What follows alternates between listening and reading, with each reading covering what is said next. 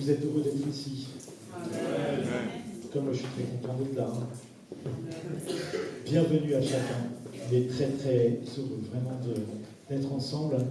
On vit des joies et aussi c'est parfois le partage des peines. Et c'est un peu ce que ce chant aussi dit. Dans les bons et les mauvais jours, il y a toute cette panoplie qui est le partage des hommes sur cette terre. Et nous, les chrétiens, nous avons aussi ce merveilleux privilège de traverser les mauvais jours aussi, comme les bons, comme tout le monde, parce que si les chrétiens étaient l'objet d'un traitement de faveur, c'est-à-dire qu'on devient chrétien et il ne nous arrive plus aucun ennui, on n'a aucune maladie, on a toujours le trésor bien rempli à la banque et tout ça, comment la foi des hommes s'exprimerait? Comment les gens viendraient à Dieu par intérêt? Vous comprenez? Je vais faire comme lui, puisque une fois de l'autre côté, comme ça, une fois chrétien, je serai tranquille.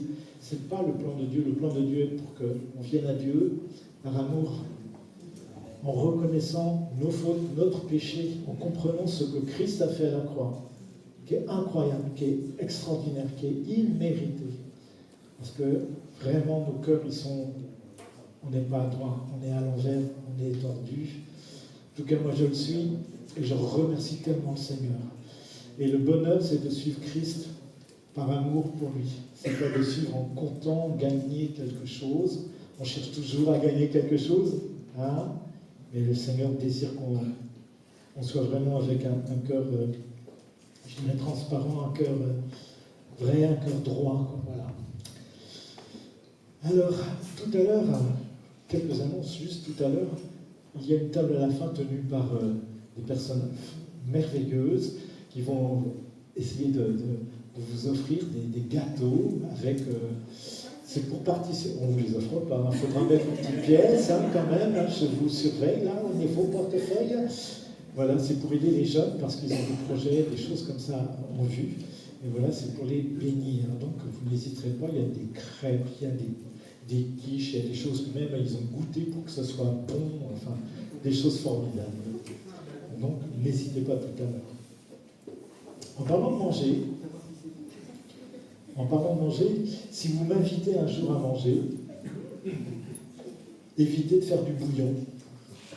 J'ai horreur du bouillon. J'aime pas ça. Tu vas voir la bouille justement que je fais avec du bouillon. Oh là là. Alors, j'aime pas beaucoup la soupe, mais alors le bouillon encore moins. C'est étrange, hein. J'évite. Alors tout arrive, la semaine dernière, j'avais un examen médical et il a fallu que je mange du bouillon 3 jours de suite. Alors j'étais là avec mon assiette de bouillon, puis Niki a dit « On va envoyer ça aux enfants !» Elle me filme, et donc j'ai fait un petit bout de film, et je l'ai intitulé « La mort à soi, définition ». Je mange du bouillon et j'explique à mes enfants que je suis mort à moi-même. C'est ça, la mort à soi. Alors, plus sérieusement, aujourd'hui, je voudrais vous parler justement de la mort à soi. Qu'est-ce que c'est que la mort à soi? Vous savez, Christ en a beaucoup parlé, en fait. Et au cœur du message de l'Évangile, eh bien, va creuser, va voir, il est question de ça. Christ a lui-même, personnellement, vécu, traversé, expérimenté. Il dit ceci dans Jean 12, au chapitre 12, au verset 24. En vérité, je vous le dis, amen, amen, je vous le dis, si le grain de blé qui est tombé en terre ne meurt, il reste seul. Mais s'il meurt, il porte beaucoup de fruits. Et ça, c'est fantastique. C'est une règle, un principe divin extraordinaire. Si le grain de blé qui est tombé en terre ne meurt, il reste seul, mais s'il meurt, il porte beaucoup de fruits. Vous avez fait ces expériences à l'école, en biologie, en sciences et vie de la terre. On prend un haricot, on met dans du coton, puis on arrose le coton. Vous avez tous fait ça, non? Parce que c'est des choses faciles à faire. Et puis on voit qu'il y a le pédoncule qui sort, une petite racine, Au bout d'un moment, votre haricot est dans quel état? il est pourri, il est tout gâté, il n'y a plus de haricots. Il a donné toutes ses réserves, et puis en fait c'est une nouvelle plante qui sort. C'est ça, quelque part, c'est se dépouiller, c'est se vider de soi-même. Et je sais que la mort à soi, c'est un peu compliqué parce qu'il y a le mot mort là-dedans. Et le mot mort, ça nous fait bizarre. On se dit, c'est plutôt sombre comme histoire. Waouh! Et pourquoi à soi, mourir à soi? Où est-ce que tu vas, Vincent? C'est un peu mystérieux ton histoire là. Et en fait, il y a des réponses, bien sûr. Et ça veut dire, quelque part, renoncer à ta logique, renoncer à tes propres pensées, à vouloir diriger ta vie, renoncer même à tes projets, renoncer aussi à ton caractère. Parce que des fois, on a des caractères, les amis, d'autres. Et vivre les projets de Dieu, les pensées de Dieu, la paix de Dieu, mais renoncer à mes projets pour vivre ceux de Dieu dans ma vie. Et c'est ça la différence. C'est ça que Jésus appelle porter sa croix. Je reviens là-dessus un peu parce que souvent, les gens, on va leur dire oh, je porte ma croix. C'est-à-dire que j'ai tous les ennuis de la terre. C'est comme ça. Et là, c'est de la résignation. Et c'est n'importe quoi. C'est pas ça du tout, porter sa croix. Porter sa croix, c'est un acte, non pas de résignation, c'est un acte de don. Quand vous donnez quelque chose, vous êtes là, tiens, je te donne ton cadeau de Noël. Pas du tout. On est heureux, on regarde la bouille de l'autre, qui ouvre, qui est tellement heureux. Oh, merci! Et c'est ça, donner sa vie. C'est ça, porter sa croix. Oui, il va y avoir des côtés un peu terribles, peut-être. On va voir. Mais c'est vraiment extraordinaire de donner sa vie à notre Créateur, mes amis. Mais moi, je ne peux pas te forcer. Je ne peux pas te forcer, mais je sais que ça s'expérimente. Et si tu vis vraiment, ta vie d'homme, ta vie de femme, de jeune, va prendre un sens complètement différent que métro boulot dodo, que être là et chercher à rouler dans un gros véhicule ou quoi, à voir ci, à voir ça. Le monde est complètement aveuglé, on pourrait dire, quand on regarde ça avec un peu de recul, on se dit, mais c'est ça la vie des gens? C'est juste avoir, posséder, faire les courses du shopping. C'est ça, essayer de traverser cette vie au mieux possible en ayant le maximum de vacances, en ayant le maximum d'avantages. J'ai le droit. On les entend toujours parler comme ça. Je ne dis pas qu'il n'y a pas des droits, je ne dis pas qu'on n'a pas besoin de prendre des vacances, mais ce que je veux dire, la vie, le profond de ta vie, ça ne peut pas se résumer à juste avoir possédé machin, truc et tout ça. Tu ne peux pas vivre pour toi. Enfin si, il y a des milliards d'hommes qui vivent que pour eux, mais je crois qu'il y a vraiment d'autres valeurs, il y a d'autres choses tellement plus profondes, plus vraies et plus épanouissantes au bout du compte. Amen. Amen. Et il y a une chose qui est extraordinaire, c'est qu'on a parlé de Christ, on a pris cette scène, c'est que derrière cette mort qui peut te faire trembler, il y a une résurrection. Il y a une résurrection.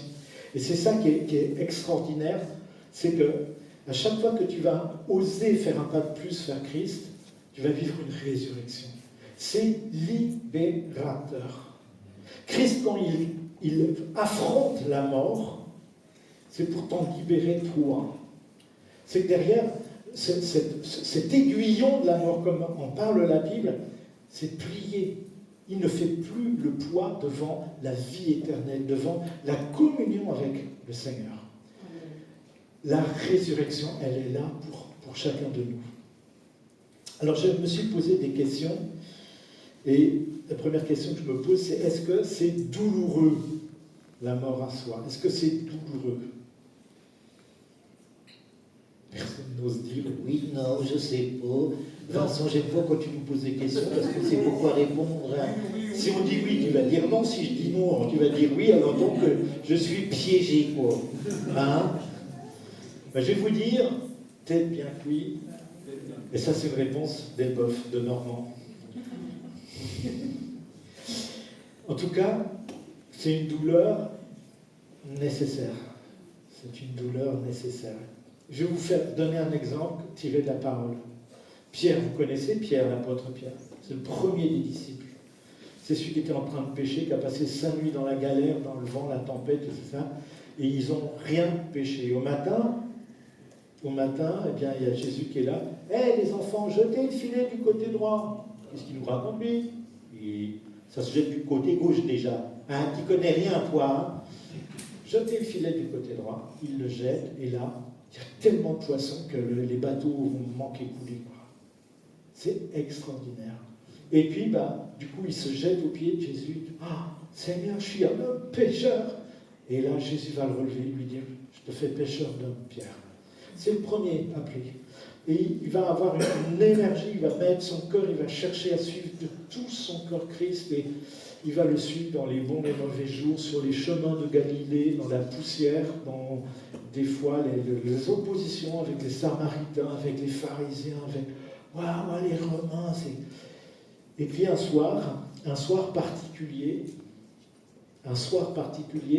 emporté par son cœur, emporté par son affection pour Jésus, mais aussi un peu propulsé par un truc que tu as aussi dans ton cœur, son orgueil.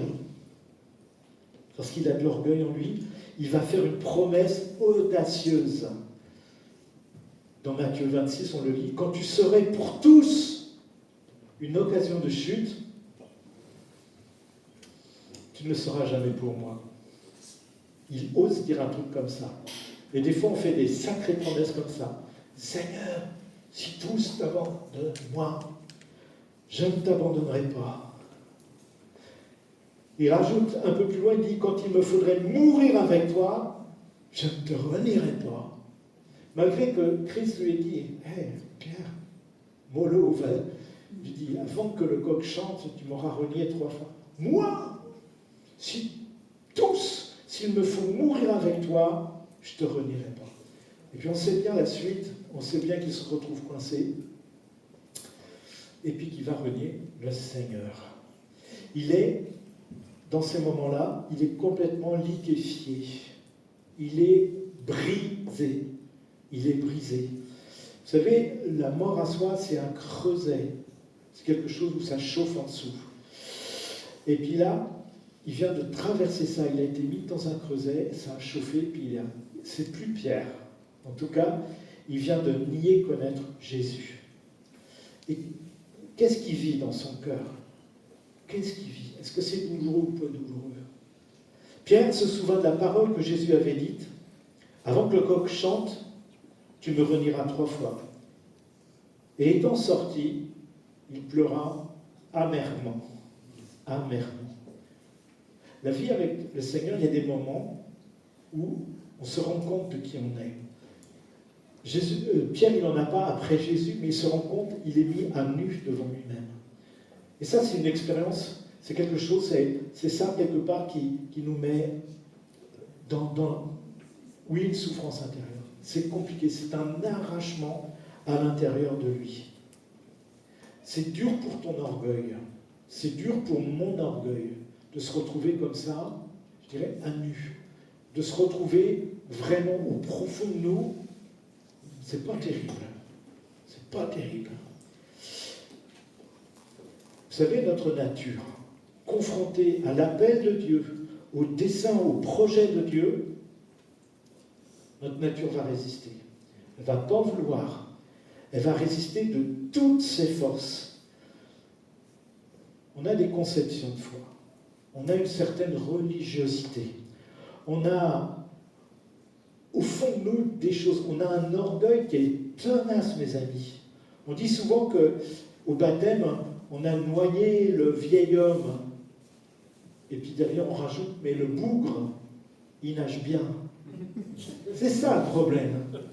C'est qu'au fond de nous, dès que ça va pouvoir, c'est comme une plante que tu coupes, tu te dis, ça y est, je suis débarrassé de cette mauvaise herbe.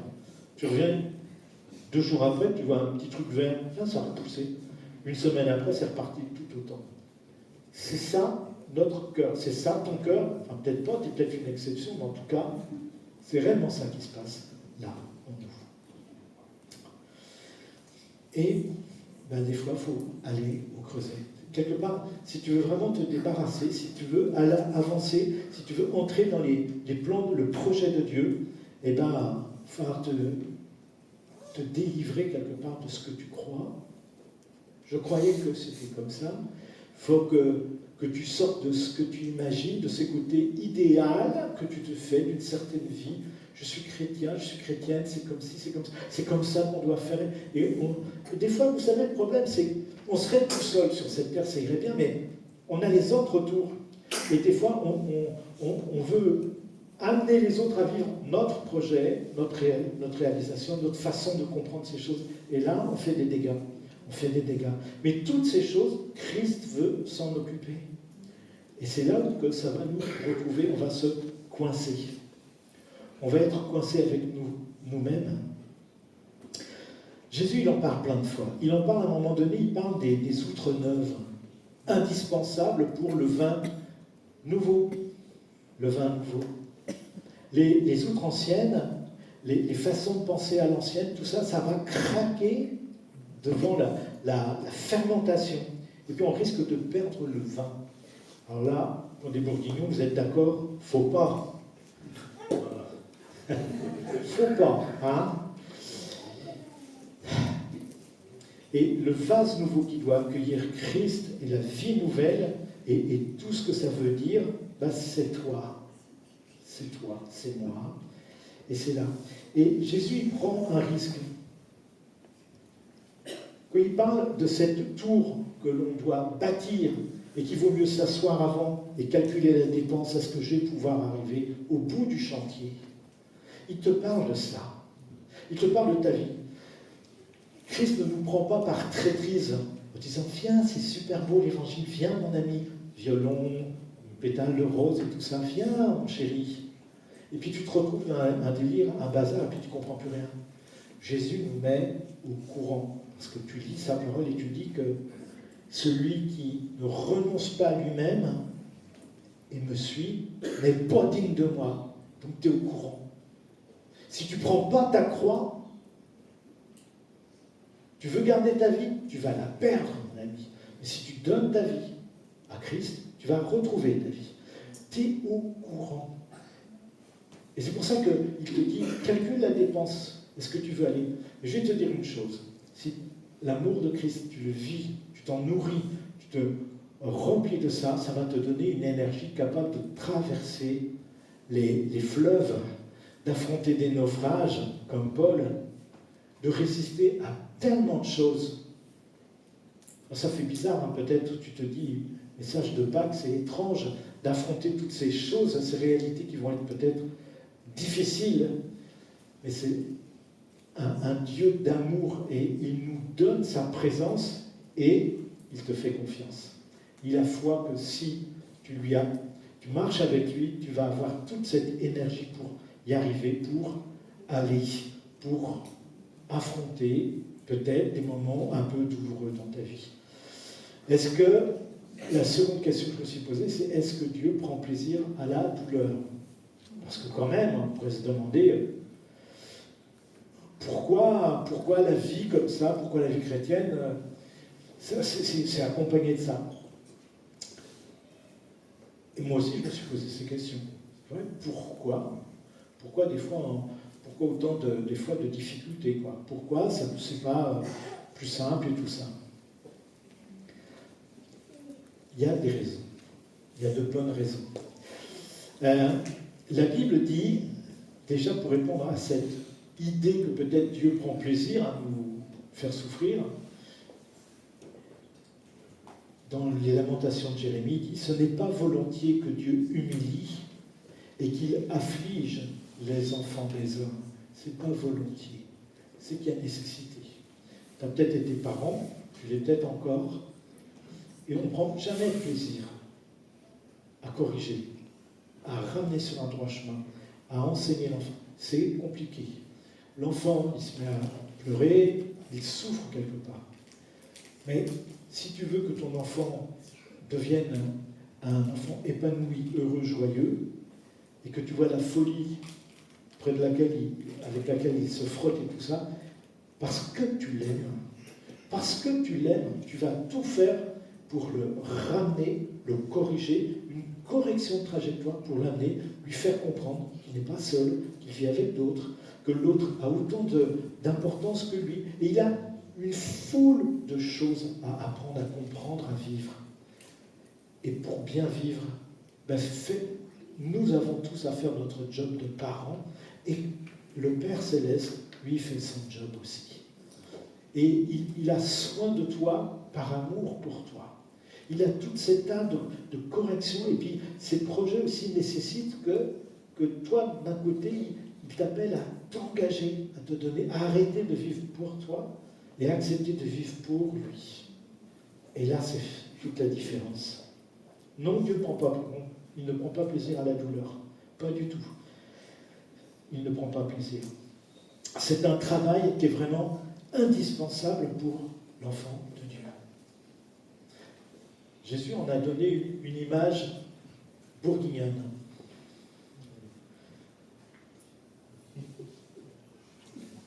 Il y a les vignes, d'accord ?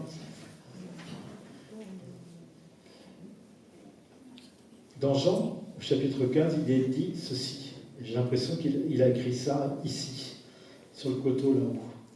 Je suis le vrai cep. Mon père est le vigneron. Là, pour l'instant, tout va bien. Vous êtes bien ? Eh bien,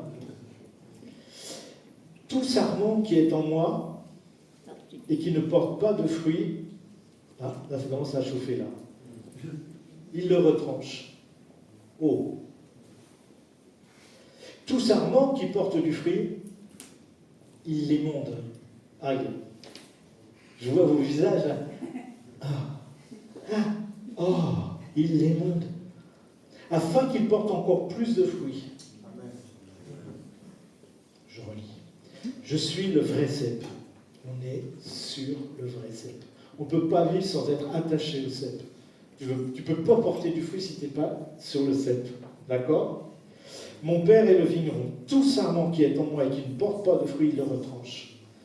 Tout sarment qui porte du fruit, il l'émonde. C'est-à-dire, il a tout un travail là-dessus.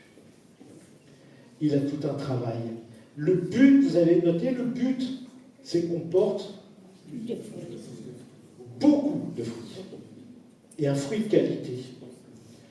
J'ai une vigne qui court près de la porte de ma maison. Je l'ai plantée il y a 4-5 ans. Il commence à vraiment prendre sa force. Et l'année dernière, je me suis laissé envahir et puis on ne pouvait presque plus rentrer dans la maison. Donc cette année, je me suis dit, je vais veiller au grain. Et comme il a commencé à feuiller, là, tout ça, je suis passé, et puis toute la partie pour mon passage, il y avait des feuilles, il y avait tout un tas de choses qui venaient de sortir. Et j'étais prêt à prendre le sécateur, puis j'ai touché comme ça, puis pouf, toutes les petites pousses, d'un tout petit geste, tout est tombé. Et j'y réfléchissais ce matin, je me disais, mais c'est une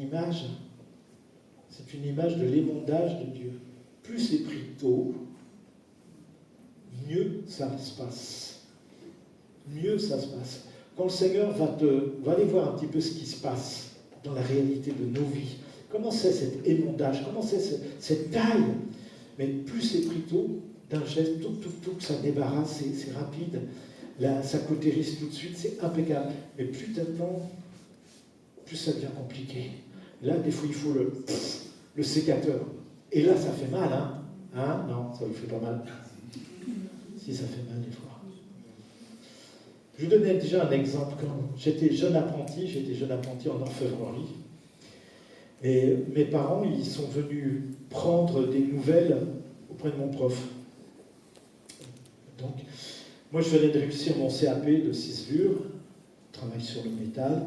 Puis je m'attendais à ce que, devant les parents, mon prof, c'était Jean Guénaud, c'était un maître, c'était un meilleur ouvrier de France, c'était un homme très gentil, on s'aimait beaucoup. Et je m'attendais à des félicitations. Oh Vincent, non.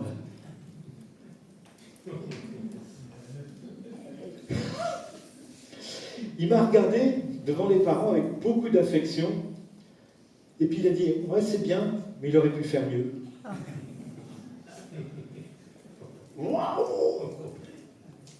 Mais c'est chouette. Je me suis dit, mais c'est vrai. En moi, j'ai senti son amour. Je me suis dit, il a tellement raison, je me la pète, là, c'est comme on se dit à l'époque. Hein. J'étais jeune, maintenant je suis beaucoup plus, je parle beaucoup mieux, mais à l'époque, je me suis dit, oh là là, la crotte, oh là là là là là là. Et vous savez, en moi, mon orgueil, ma fierté en ont pris un bon coup, mais je sentais, j'étais sûr en moi, il a raison. Il a raison, quoi. Je peux faire mieux. Et ça m'a poussé à travailler encore davantage, y mettre des heures et des heures, et puis ça m'a encouragé à la modestie, à ce que tu auras toujours quelqu'un, et puis tu auras toujours tu peux toujours faire aller plus loin, aller beaucoup mieux. Et ça m'a aidé dans ma vie. Ça m'a vraiment aidé, ça a apporté un fruit profond en moi. Et Dieu a un objectif pour ta vie, c'est que tu portes du fruit plus nombreux puis meilleur. Toi, tu peux te satisfaire peut-être d'un peu, mais non. Et le Seigneur veut nous confronter. Il veut nous confronter avec nos principes, avec notre religiosité, avec nos mobiles véritables. On a soif. Moi, j'avais soif d'être valorisé. C'est bien. Il a dit ça devant mes parents. Mais c'est légitime. Hein. On a un besoin de briller. On a besoin d'être... Mais c'est tellement humain. Tellement humain. Vous savez, les disciples, ils se le sont trimballés jusqu'au bout. On est à 2 doigts de la Pâque, on est à 2 doigts du sacrifice de Christ. Christ qui leur parle, qui leur explique qu'il va souffrir, qu'il va être attrapé. Et puis, les disciples, vous savez de quoi ils parlent? Entre eux. C'est qui le plus grand? C'est pas des enfants, c'est pas des ados, c'est pas des jeunes, c'est des adultes mûrs.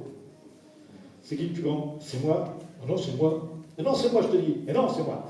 Ils sont là, ouais, mais moi j'ai fait ci. Ouais, il m'a appelé comme ça, Jésus il m'a appelé comme ça. Ouais, il a changé mon nom. Je m'appelais Simon, maintenant je m'appelle Pierre. Ouais, mais la soif de briller. Tu l'as? Qui ose dire qu'il l'a? Moi, j'ose le dire. J'en ai plus rien à faire. Oui, j'ai soif de briller. J'ai soif qu'on m'aime bien. J'ai besoin de ça. Mais je l'ai placé après mon Dieu. Parce que le reste ne m'intéresse vraiment pas. Je ne vis pas parce qu'on me fait des compliments. Des fois, on me dit, c'est bien, tu as bien prêché. Merci. Des fois. Je rigole. Chaque fois quand même. Mais bien mal. L'important, c'est mon Dieu. L'important, c'est mon Dieu. Je vous avais raconté déjà cette histoire d'un jeune violoniste qui donne son premier récital et il a bossé, puis il joue, puis quand il arrête son morceau, c'est une standing ovation. Tout le monde est debout. Oh, mais c'est extraordinaire, on n'a jamais entendu un truc pareil. Et lui, il reste comme ça, tendu, un peu stressé, un peu nerveux. Il regarde un petit bonhomme aux cheveux blancs qui est assis devant. C'est son maître. Et son maître, au bout d'un moment, il lève la tête et il fait là, je vis. Moi, j'ai vécu avec mon maître là, mon maître de ciselure, quand il me disait c'est bien, de toute façon. Là, les autres, j'en avais plus rien à faire, mais vraiment, ce qu'il me disait, là, oui, ça valait quelque chose. Les autres, c'est bien, ça fait du bien à l'orgueil, hein, tout ça. C'est pas ça que je cherche. Ce n'est pas ça. C'est l'assentiment de mon Dieu. Franchement, c'est tellement autre chose.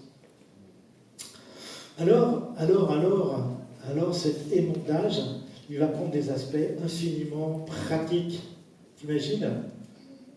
Tu es en pyjama, tu as pris ta douche, il est 11h30 du soir, tu es crevé, tu as une journée épouvantable, il pleut dehors, puis il fait dans les 2-3 degrés, là, c'est vraiment... Et à ce moment-là, il y a quelqu'un dans la maison qui te dit « Oh, chérie, j'ai oublié de sortir la poubelle. Tu peux y aller ?» Christian, il rigole parce qu'il se dit, oh là là, ça va m'arriver ce soir-là. Mais c'est ça la mort à soi. C'est que, tu commences pas la litanie des « Ah mais je suis en pyjama, je me suis lavé déjà, j'ai mes chaussons. » Tu sais que si tu veux servir, si tu as donné ta vie à ta chérie ou ton chéri, tu dois y aller. Et alors là, tu peux jouer le chevalier. Mais bien sûr, chérie, j'y vais. Ma cape, 2 €. Les poubelles. J'espère que les voisins ne regardent pas. Mais c'est ça la mort à soi. Il y a un côté hyper quotidien, quoi. Tu vas le retrouver comme ça, dans du quotidien. Et puis la mort à soi, c'est pas un événement unique dans ta vie. Il n'y a pas une fois, ça y est, j'ai sorti la poubelle, je n'ai plus à la sortir de toute ma vie. Eh bien non, il va y avoir quelque chose d'autre.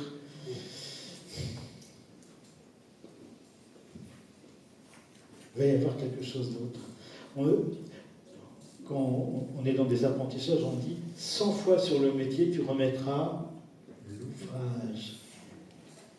Et quelque chose, on travaille quelque chose, un objet que l'on fait, un livre qu'on écrit, quelque chose comme ça. C'est sans arrêt, on va y revenir, on va travailler, on va chercher, on va retirer ici, on va continuer. Ma vie a besoin d'être continuellement dans les doigts du potier. C'est ça qu'il me faut, c'est que le Seigneur continue de t'occuper de moi, même si ça me fait un peu gémir des fois, et que j'ai pas envie, que je me retrouve confronté à moi, mais je ne veux pas vivre pour moi. Je veux que ce soit toi, je veux que ce soit toi qui me modèle. Vraiment, c'est ça mon but, c'est ça ma vie. C'est ça ma vie. Vous savez, des fois, pour certains, ça va prendre aussi des aspects très personnels. Pour certains, la mort à soi, ça va être étrange. Par exemple, on te dit, cher ami, est-ce que tu pourrais partager une pensée de Dieu avec l'assemblée? D'accord? C'est à monter sur l'estrade, prendre le micro. Pour certains, ça, c'est une horreur absolue. Franchement, ils vont flipper, comme on disait. Ils vont, ils ont le cœur qui... Oui.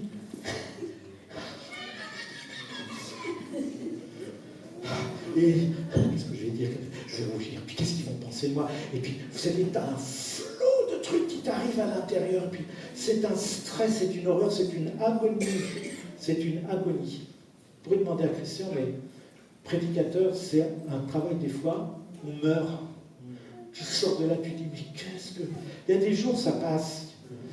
Puis après, avec l'expérience, on peut bâtir, on trouve un peu des outils, mais il y a des fois, mon ami, tu as l'impression d'avoir été mis sur l'échafaud, puis qu'il y avait des gars là, avec des fusils, puis qui te tiraient dessus.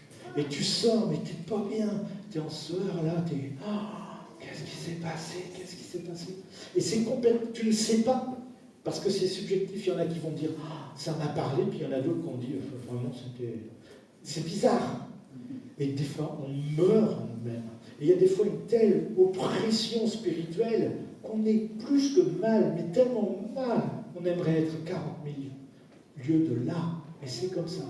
Des fois, pour certains, la mort à soi, ça va être se présenter au public. Mais pour d'autres, c'est le contraire. Mais bien sûr, tout de suite, j'ai envie d'y aller. Bonjour les amis, c'est moi, c'est Vincent. Coucou. Et à cette personne, Seigneur, la mort à soi, ça va être, tu te tais, tu restes sur ton rang, là, tu ne bouges pas. Vous comprenez? La même chose, pour certains, ça va être le contraire. Surtout, ne va pas montrer. Seigneur va demander, reste dans l'ombre, arrête. C'est pas mûr, c'est pas l'heure, c'est pas le moment, si, ça. Quoique, Dieu a ses raisons. Et notre raison ne doit pas ignorer les raisons de Dieu. Donc c'est vraiment, vraiment important de comprendre cela, d'être modelable, d'être sensible à la voix de Dieu.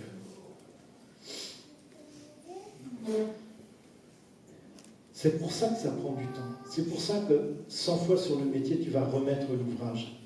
Quand Michel-Ange a fait le plafond de la chapelle Sixtine, donc c'est au Vatican, à Rome, là, c'est une coupole qui est très très haute, elle est à 21 mètres. Et c'est là-haut qu'il y a Dieu sur son nuage qui touche le doigt d'Adam qui est écroulé sur un autre nuage en dessous. Vous voyez? Non, vous ne me voyez pas en Dieu, bon, c'est normal. Vous me voyez en Adam? Vous savez, l'athlète là? Avec les muscles? Non? Et il est sur son échafaudage là-haut. Il y a un ami qui passe, il le voit là-haut, il monte, il dit qu'est-ce qu'il fabrique? Il monte là-haut, je lui dis mais Michel-Ange, pourquoi que il le voit en train de faire des tout petits détails, l'ongle, le truc, machin. Mais pourquoi tu fais tous ces détails? Personne ne va les voir, jamais, jamais. Et Michel-Ange, vous savez ce qu'il a répondu? Il a dit moi je les vois.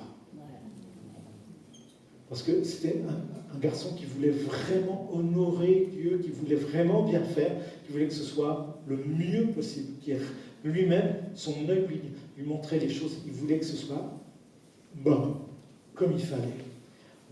Est-ce que toi, tu as cette exigence avec toi dans ton cœur? Est-ce que tu as cette exigence? Vous savez que Dieu voit ces détails. Il est dit, quand tu étais qu'une masse informe dans le ventre de ta mère, je te voyais déjà. Nous, on a mis du temps avant de pouvoir aller voir comment ça se passe, l'embryon, les deux gamètes qui s'unissent, et la groseille, la mûre. Mais Dieu, il sait toutes ces choses de toute éternité. C'est lui qui est à l'origine de cet incroyable mécanisme qui provoque la vie et puis qui fait que tu arrives là et que tu es là. C'est tellement extraordinaire, c'est tellement des milliards de connexions, de mélanges de molécules, de trucs. C'est tellement extraordinaire. Et Dieu, il sait toutes ces choses. Et il a prévu là, avec une précision incroyable, ces détails et toutes ces choses. Dieu fait une œuvre qui est parfaite. Et pourquoi toi, en tant que sa créature, toi qui te dis, je veux être ton enfant Seigneur, et Dieu qui te dit, moi je veux t'adopter, pourquoi penses-tu que tu vas rester comme ça, une ébauche? Dieu veut t'amener plus loin. Il a vraiment ce projet. Il désire que tu deviennes vraiment une lettre Luc. On va y revenir tout à l'heure, mais quelque chose que, quand on te voit, waouh, il y a une harmonie, il y a quelque chose de Dieu. Oui, c'est ce que Dieu désire. Paul, il le dit, il dit ceci, et vous allez voir que ça atteint tous les domaines de notre vie. C'est cette transformation, cette vie que le Seigneur désire nous communiquer, ce travail d'émondage, il vient aussi au niveau de notre intelligence spirituelle. Parce qu'on en a besoin. Parce que, honnêtement, au début, on fonctionne avec notre intelligence normale, puis petit à petit, on attrape la pensée de Dieu, et ça nous fait nous transformer. Il dit ceci dans la lettre aux Romains, au chapitre 12, « Soyez transformés par le renouvellement de l'intelligence. » Transformés. Change de forme. Métamorphose. Change de forme, afin que vous discerniez quelle est la volonté de Dieu. Ce qui est bon, ce qui est un grade au-dessus, et ce qui est Amen. Vous voyez? On est peut-être arrivé au stade du bon. C'est bien Vincent, il a bien travaillé, mais il peut faire mieux. Il peut faire mieux. Et Dieu désire que bon, agréable. Vous savez, agréable, dans le mot agréable, c'est le côté harmonieux. Fonctionner avec Dieu de façon de plus en plus habituelle. J'avais entendu Daniel, j'avais prêché une fois, c'est un ami qui est pasteur à Elbeuf, et on a des amis d'Elbeuf ce matin, c'est pour ça que je parlais du peut-être bien que oui, peut-être bien que non, des Normands. Il avait dit être juste aux yeux de Dieu, c'est aussi être juste à l'heure de Dieu. Oui, il y a le côté justifié. Je n'ai plus la condamnation, ce que disait Christian tout à l'heure. L'acte qui est contre nous, le péché qui est en nous nous amène à la mort. Parce que ce n'est pas le péché qui va grimper auprès de Dieu. Donc ça doit être réglé. L'acte, la condamnation. On est justifié. On est caché sous Christ. C'est bon, lui, il a tout fait pour que nous, on soit libérés de cette condamnation. Maintenant, est-ce qu'on vit juste à l'heure de Dieu? Est-ce que quand on travaille, on n'est pas en train de pousser pour que ça aille plus vite? Est-ce qu'on n'est pas en train d'aller plus vite que ce que Dieu a prévu? Mais ça s'apprend, ça. Tu apprends à le faire.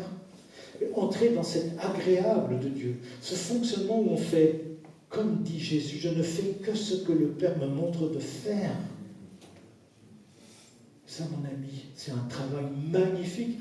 Et je peux vous le dire, ça ne m'arrive pas tout le temps, mais quand je sais que c'est le bon moment, c'est ce que Dieu veut, et je le fais en me laissant porter par lui, mais j'ai une plénitude, c'est extraordinaire, c'est tellement bien. Je vous donne un exemple. Les musicos, là, on est ensemble, et on répète, on se régale à répéter. Parce que, allez, on part sur un tempo, et puis, ah non, c'est trop rapide, on ralentit. On commence à jouer. Ah, ta guitare, elle n'est pas accordée. Tout à l'heure, on était au comme après. On essaie d'écouter pour que les deux cordes fassent en même temps. Pas que derrière, t'entends. Et c'est beau. Et entrer dans une harmonie. Et après, quand on va jouer, on est. Vous ne voyez pas nos oreilles, mais en fait, c'est une oreille invisible. Elle est comme ça. J'écoute Mac qui fait n'importe quoi à la batterie. Non, pas du tout. T'es où, Mac? Il est là. Non, au contraire.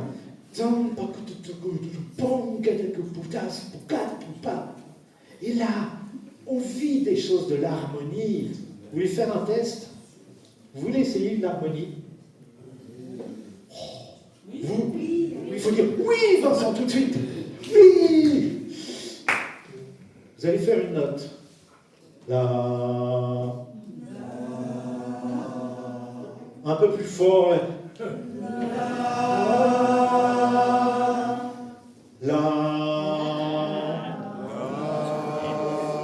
Pas toi. Ça tu vas oublier tout le monde.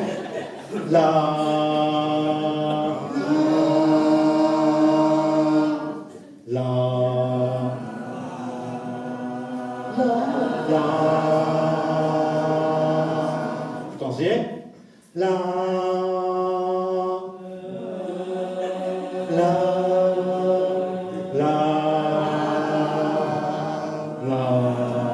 Plus fort chacun.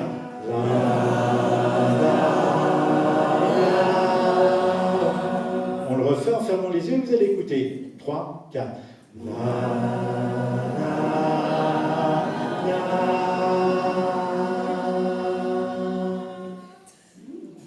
Yes. La chorale. Vivre dans l'agréable de Dieu, vivre en harmonie, en fonctionnant ensemble avec Dieu. C'est le désir de Dieu. Et pour ça, il y a des choses à retrancher, il y a des choses à retrancher. Alors, est-ce que tu peux éviter cette expérience de la mort à soi? Ouais. Tu peux l'éviter, bien sûr. Tu peux l'éviter. J'en parlais tout à l'heure avec les jeunes pousses. D'un petit coup de pouce et un petit truc comme toc, ça va tomber. Tu peux attendre que ça devienne plus solide, que ça devienne du bois, que ça soit même, qu'on soit même obligé de prendre carrément un gros sécateur. Voilà. Mais je te dis, c'est pas conseillé. Je pense que si tu es vraiment enfant de Dieu, que ton Dieu, il brûle de servir Christ, eh ben, il va t'amener sur un chemin, et puis tu vas voir. Quand il y a des circonstances, quand il y a une requête inopinée de ton épouse pour aller sortir la poubelle, quand tu as un cri de ton enfant, et que tu dois sortir de la couette bien chaude pour aller t'en occuper, parce que ton épouse, tu sais qu'elle est crevée, puis que tu peux faire ça, aller changer les couches de bébé. Alors, ouais, mais dans la nuit, c'est quand même pas rigolo, puis c'est à ma femme, hein. Puis ça. Non, mais il ne faut pas pousser, hein. C'est bien le travail des hommes, chasser le gibier, ramener du mammouth.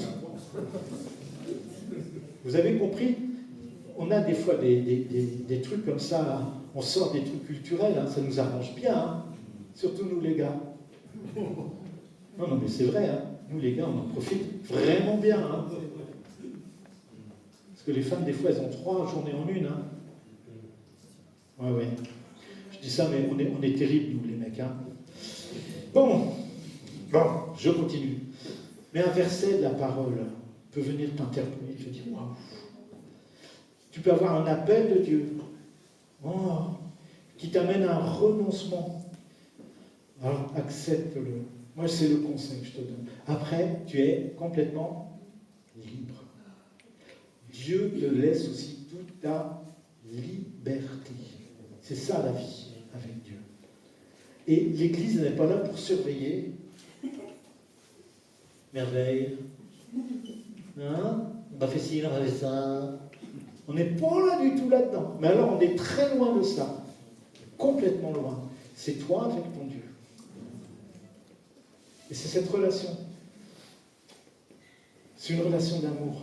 Ça ne peut pas exister autre part que là. Ça ne veut pas dire qu'on est toujours dans les sentiments, les trucs, mais d'une certitude de l'amour de Dieu, du bien qu'il nous veut pour nous. Comme mon prof m'a dit, il pourrait faire mieux. Dans son regard, je voyais un amour pour moi, réel. Et moi, j'en avais pour lui. Et c'est ça qui a fait que, ok, il y a eu un éclair. Moi, je me suis dit, c'est vraiment ça. Voilà. C'est tellement important, cette dimension.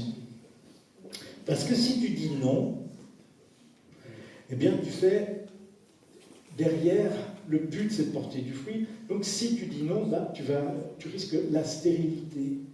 Oh, ma vie, c'est pas terrible. Oh, je suis chrétien depuis 1 an, 2, 6, 15, 3 ans, 20 ans, 30, 40. Je ne sais pas. Ah oui, mais mon ami, mon frère, ma sœur, est-ce que à chaque fois que Dieu te demandait quelque chose, c'est quoi ta réaction? Ça a été comment? Oh ben ça c'est pour les autres, parce que les autres ils sont spirituels. Eux, c'est des gens bien. Mais toi, comment veux-tu devenir un gens bien ou un jambon? Mais c'est la question que je me pose.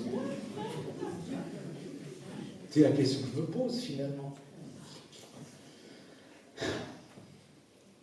Il y a des choses, vous savez, il est nécessaire de passer sous le bistouri divin. Ouais.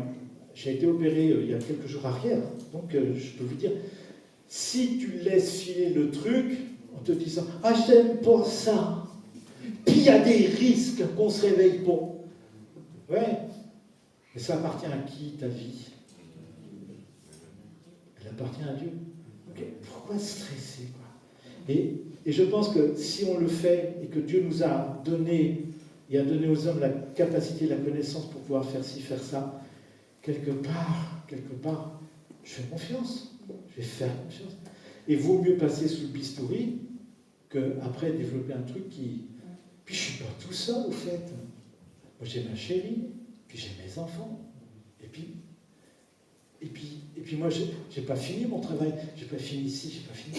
Et puis, je dois assurer pour eux. Alors oui, j'ai peut-être souffrir un peu, mais j'y vais. Et ça, c'est le risque. On a un risque de stérilité, on a un risque d'assoupissement. Parce qu'à force de ne pas vouloir marcher avec Dieu, c'est comme si on rajoute un bouclier sur un bouclier, une carapace sur un carapace, puis finalement, on n'entend plus ce que le Seigneur fait. Et à ce moment-là, ça devient très compliqué. Hein? Il ne me parle jamais. Ah bon? Je me rappelle une petite image comme ça. T'as un gars qui est là en train de crier vers Dieu. Eh ouais, mais alors j'étais en train de te parler, puis je ne comprends pas, tu me parles jamais tout ça. Puis d'en haut, il y a la voix de Dieu qui arrive qui dit, tu te tairais, t'entendrais peut-être un peu mieux. Et ouais. Faut retirer les trucs, faut se déboucher les oreilles. Parce que Dieu parle. Tiens d'ailleurs, il parle dans quoi? J'ai une lueur. Il parle dans la parole de Dieu. il m'a laissé un livre prodigieux, mais prodigieux, avec la révélation de ses plans. Tout est inscrit dedans. Il dit même dans son parole, il dit, je ne fais rien sans avertir mes serviteurs. Des serviteurs de l'Éternel? Des serviteurs de l'Éternel? Parce que le but, un disciple, c'est un serviteur. Souvent, je dis à Christian, t'es mon doulos, ou à Mac, t'es mon doulos, ça veut dire mon esclave. Mon serviteur. On est serviteurs les uns des autres, des uns des autres. On est serviteurs de notre Dieu. On est là pour servir. Il ne fait rien sans avertir ses autres. Alors, si tu n'ouvres jamais la parole, bien sûr, tu vas avoir du mal à entendre la parole. Mais vraiment, prends soin. Va chercher, va demander, va lire ta parole, va te nourrir de la pensée de Dieu. Et tu verras que si tu es attentif, Dieu va t'amener à des choses, à des choix, à des appels, à des trucs extraordinaires, merveilleux. Peut-être c'est un peu douloureux parfois. Mais derrière, il y a une résurrection. Derrière, il y a la vie. Derrière, c'est trop bien. Le bistouri de Dieu. Oh, mais Vincent, c'est pas biblique. Si, c'est biblique. Je vous le lis dans Hébreux 4:12. Car la parole de Dieu est vivante et efficace. Elle est plus tranchante que toute épée à double tranchant et pénétrant jusqu'au plus profond de l'être, au fond de ton cœur, de ta vie, jusqu'à atteindre âme et esprit. Je donne deux autres mots pour que vous compreniez bien. Sentiment et communion. Jointure et moelle, elle juge les dispositions et les pensées du cœur. Et c'est cette parole qui est tellement lumineuse, qui est tellement extraordinaire. C'est cette parole-là qui vient faire cette coupe, ces choses-là qui permettent... C'est vrai, c'est comme un diamant. Vous savez, le diamant, quand on le trouve dans la terre, il a une gangue autour de lui. Il faut retirer cette gangue. C'est moche, un diamant, à l'origine. Et puis, on va retirer, on va tailler, et puis, au bout d'un moment, si on sait bien tailler, ça va être un feu étincelant. C'est extraordinaire. C'est le travail de Dieu dans nos vies. C'est ça qui est merveilleux. Alors, on a tous ce réflexe, et j'en parlais, de s'accrocher à nos raisonnements, parce que c'est très confort, très pratique. On va repousser un petit peu. Alors, c'est plus ou moins conscient, inconscient, mais c'est souvent conscient. On va repousser tous les appels de Dieu. J'ai toujours, écoute-moi bien, Marcel, j'ai toujours fonctionné comme ça. Je ne vais pas changer maintenant quand même. Alors quand j'entends ça, je me dis, on est mal barré. Parce que ce toujours, ça ne veut rien dire. Parce que quand on a remis nos jours à l'Éternel, qui n'a ni commencement ni fin de jour, ça veut dire que nos toujours, ils ne tiennent pas. Et que le Seigneur, il désire qu'on soit une argile malléable entre ses mains. Et généralement, quand on dit ça, c'est que ça parle de notre caractère. Ça parle de notre caractère, et je dirais de notre fichu caractère. Vous n'en avez pas un de fichu caractère? Moi, j'en ai un. N'allez pas voir ma femme. Non. Non. Et le Seigneur va venir travailler des fois d'un côté comme ça. De toute façon, ça, pas terrible. Oh, j'ai toujours été comme ça. Il arrive d'un autre côté.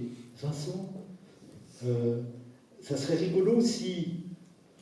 Oh non, bon, hein. Et le Seigneur va venir d'un autre côté. Et vous n'avez pas repéré ça dans vos vies? Ou d'un côté, d'un autre, ça peut être par la voix d'un enfant, ça peut être le conseil d'un grand-père, ça peut être ton collègue au boulot qui vient te dire « Hé, oh !» À mon fils, j'ai parlé d'un de mes fils, le dernier, quand il était ado, quand il était jeune, il avait un caractère assez fort, voire entêté. Il s'appelle le Pennec. Pennec, ça veut dire têtu. C'est normal. Mais il ne se rendait pas compte, il ne voulait pas reconnaître qu'il exaspérait les autres à travers ses paroles, à travers ses attitudes. Je le sais, il savait tout.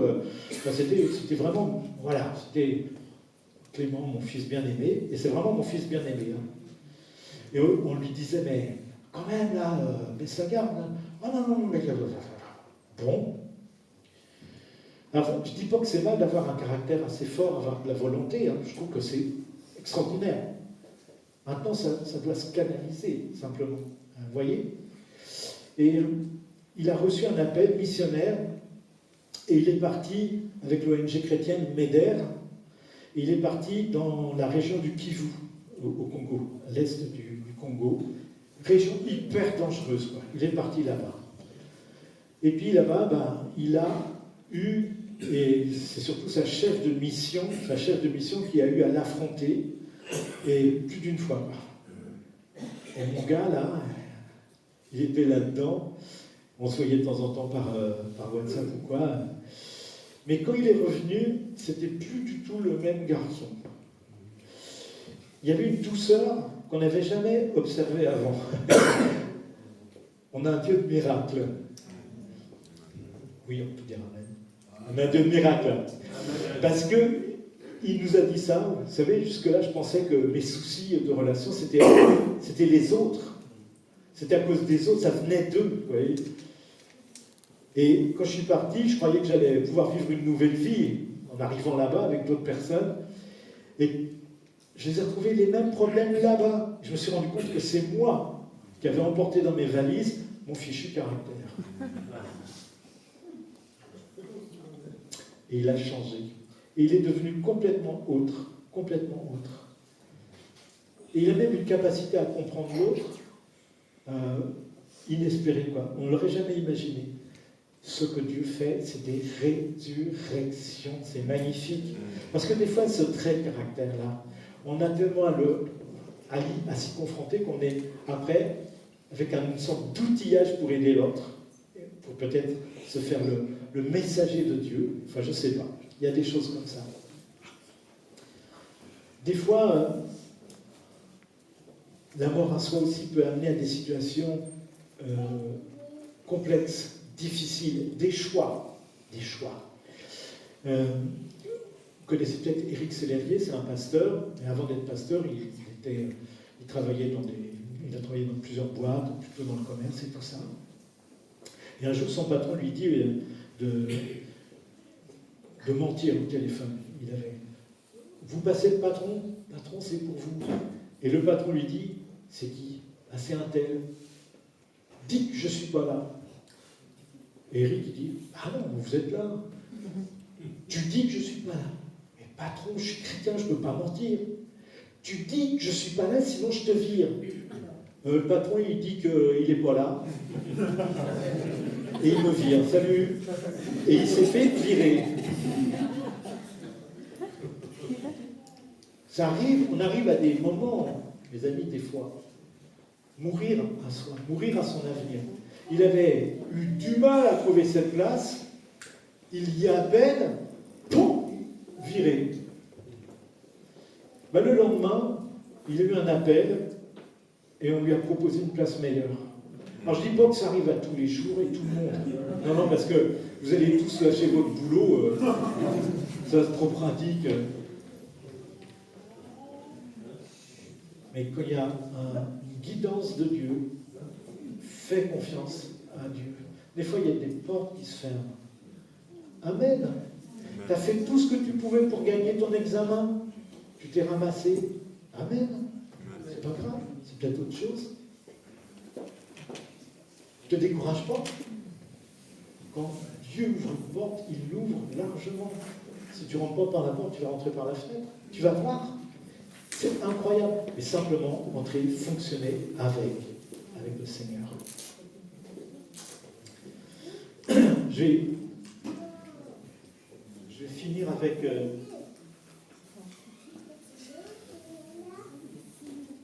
le fait que... Tiens, ça ne marche plus. La pile, elle est verte. 1, 2, 3. C'est vrai, je vais finir avec le micro.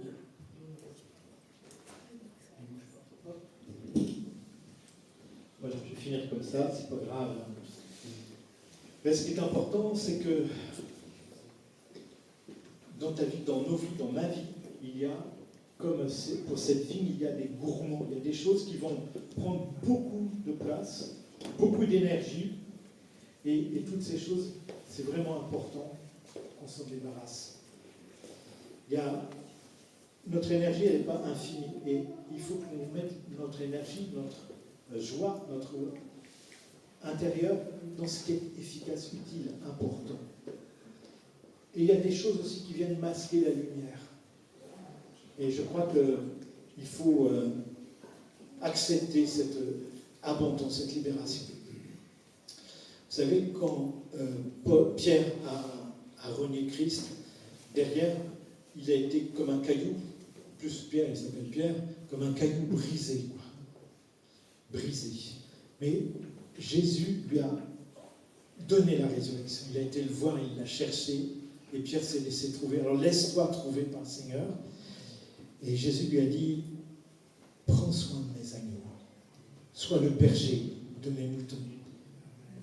Pierre, avant, c'était un peu brouillon, c'était n'importe quoi. Mais après, par la suite, on va voir, vous pouvez aller lire dans le livre des Actes, il s'est adressé à une foule, il a fait une prédication, il y a eu des milliers de personnes qui se sont données au Seigneur. Vous comprenez? Il fallait qu'il soit émondé, il fallait qu'il soit taillé, il fallait que son orgueil, son besoin de briller soit cassé. Parce que ça ne fonctionnait pas. Pierre, non. L'ancien Pierre, l'ancien Simon, non. Mais j'ai besoin de toi, Pierre, pour paître mes agneaux, pour prendre soin de mes brebis. Alors, à un moment donné, j'accepte, Seigneur. Et Pierre, il l'a accepté. Et de ce fait, il a été complètement transformé. Il a vraiment reçu quelque chose de fantastique parce qu'il y avait la place en lui. Si en toi, tout le vase, il est pris par toi, mon ami, il n'y a pas la place pour la vie d'esprit. Il n'y a pas la place pour tout ça. Si c'est toi qui veux commander, commande. Commande, mais il n'y a pas la place. Il n'y a pas la place. Hein? Et le Seigneur désire qu'il y ait vraiment de la place. Que toi-même, tu dis, Seigneur, je te laisse la place. Je veux cela.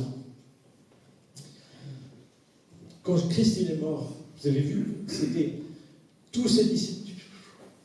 Tout le monde est parti. Il reste 2-3 femmes en bas. Voilà, c'était fantastique parce que c'était ces femmes-là qui avaient gardé profondément en elles cette perception de Christ, de Sauveur. C'est elle. Et quelque part, c'est merveilleux.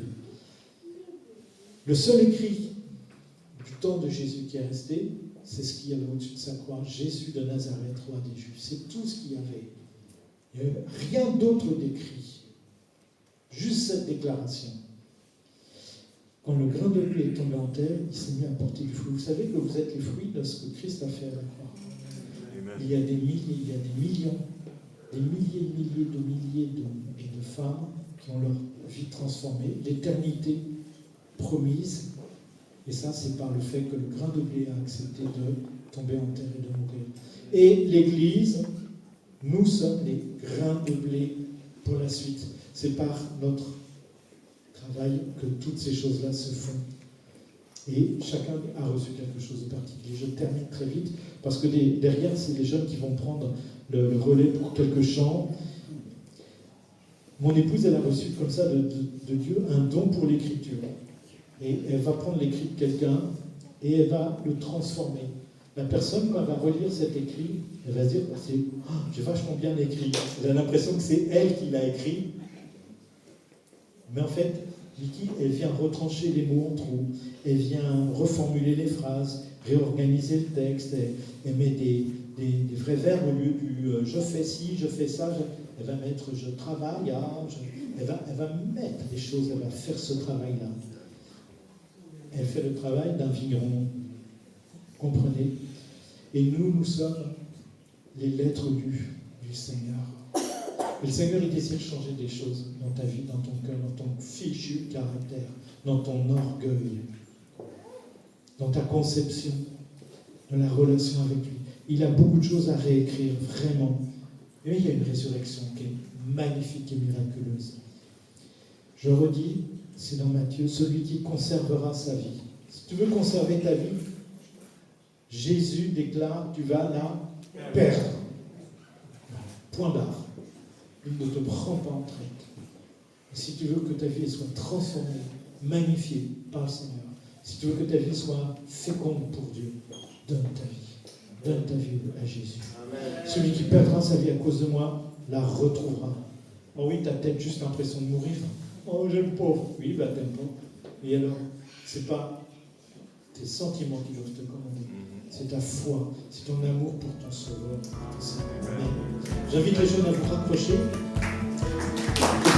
Merci d'avoir regardé cette vidéo. Nous espérons qu'elle t'a encouragé et fortifié dans ta foi. Si c'est le cas, like pour soutenir, abonne-toi pour ne rien manquer, et surtout, partage cette vidéo aux personnes que tu as sur le cœur. Que Dieu te bénisse. À très vite.